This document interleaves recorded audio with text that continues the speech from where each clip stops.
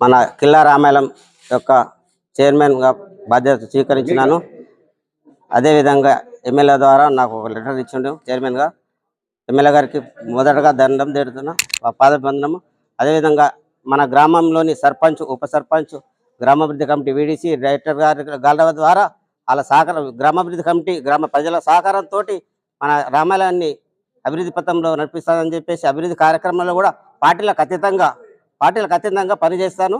అందరి సహకారంతో అందరిని విచారించి అక్కడ గుడి మీద పని చేపిస్తానని చెప్పేసి ఆ రాముల వారికి బాధబంధన చేస్తున్నా. ఊర పెద్ద మనుషులకు కూడా అందరికీ దండం పెడుతున్నా.